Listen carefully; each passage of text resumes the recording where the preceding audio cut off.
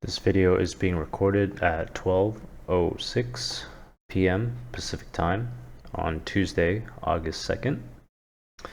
So just want to share one trade I took last night on AUDJPY. This was a sell. I put this trade on at 12:13 a.m. And then traded, I think, only 1% of risk for the entire account, so that was 4 lots total.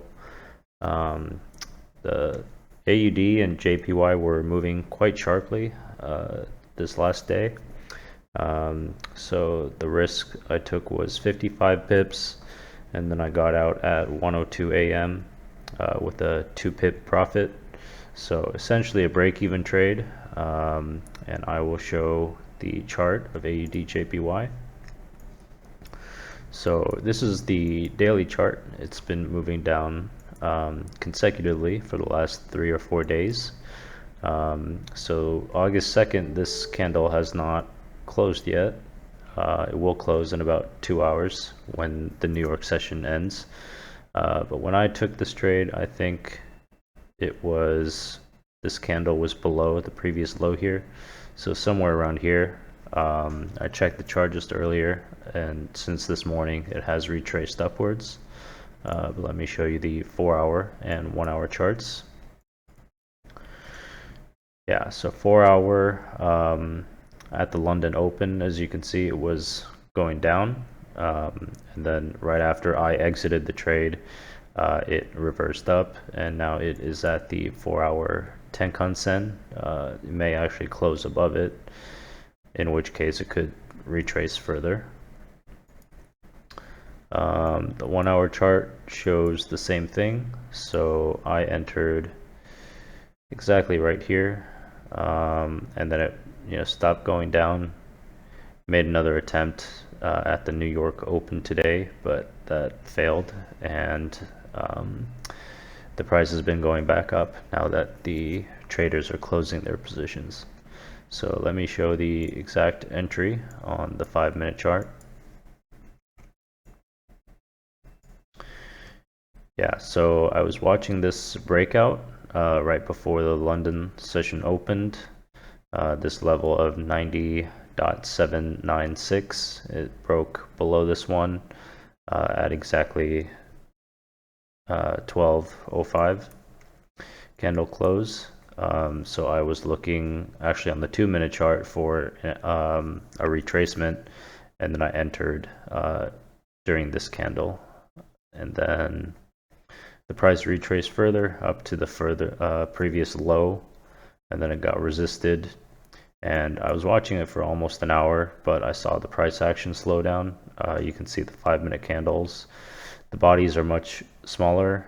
Had a few dojis here, and it wasn't really going anywhere in direction, so I pretty much just made the choice to close the trade after about 1 hour. And then yeah, so it continued to range for most of the London session, and then when New York opened, you can see the buyers came in. Whether those were new buyers or people closing their trades from the previous move, I'm not sure, but the price got pushed all the way up over here. So in total, since yesterday's Tokyo Open, I think this pair has moved, yeah, almost 200 pips, 185 pips, and is now retracing. So yeah, JPY has been strong, as I mentioned, for the last several weeks. AUD was volatile yesterday, but I was actually looking to see if I could trade Euro JPY on the same move as well. I'll show you the 5-minute chart for Euro JPY.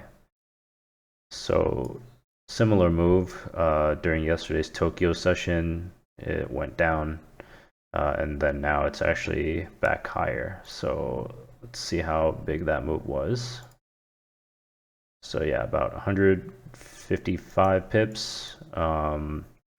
And let me talk a little bit about why I chose AUDJPY over Euro JPY.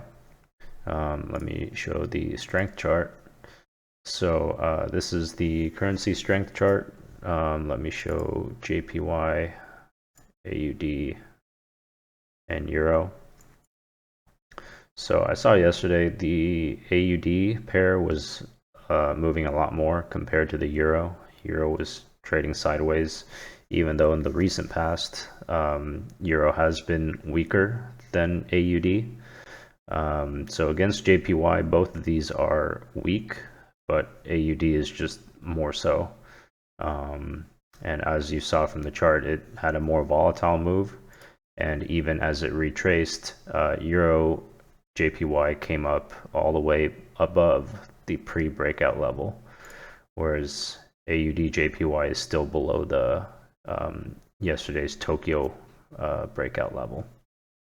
So for the last day or two, AUD has been weaker than Euro, but I was also looking at the Euro AUD pair to see which one might give me a better edge to sell against the JPY.